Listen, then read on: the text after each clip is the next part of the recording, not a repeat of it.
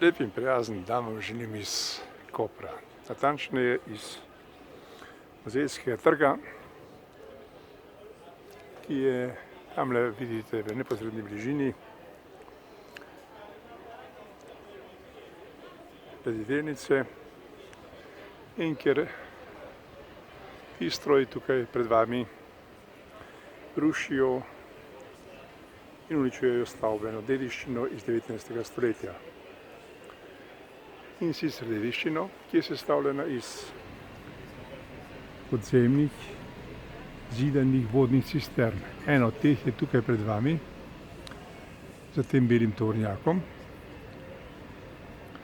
In vodne cisterne v obliki vodnega svitka s globokim vodnjakom v njegovi sredini predstavljajo enkraten primer tehnične dediščine, ki jo je treba ohraniti in primerno predstaviti za prihodnje rodove. Bolje rečeno, bolje bi bilo, da na tem muzejskem trgu občina Koper naredi park in da ne uničuje to tehnično, kulturno dediščino, kar je, kot nekje zapisano, milo rečeno, barbarsko dejanje. Se spomnite, ko smo v bistvu objavljali različne prispevke iz Sirije, to delamo pred domačim pragom in sicer v občini Koper, ki naj bi bila vzor obalne občine. A kot vidite, je županstvo in mestno vodstvo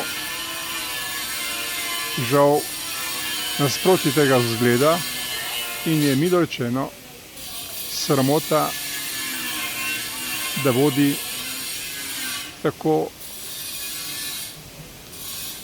urejeno občino s svojimi res zgodovinskimi, različnimi tehničnimi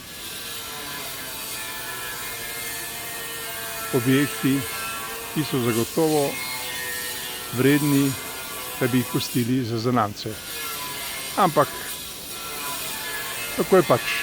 V Sloveniji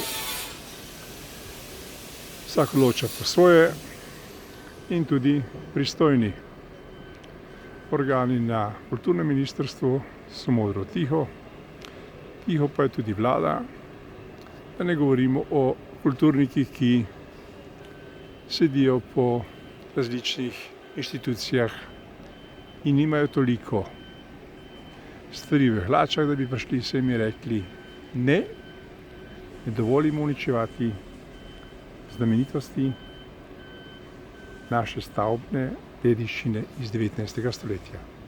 Ampak, žal, Slovenija je daleč od kulture in Slovenijo vodijo, kot vidite, povprečneži, ki jim je mar za 400 nepomembnih parkirnih mest v središču mesta. Torej, namesto da bi selili promet iz mesta, ga selijo v mesto.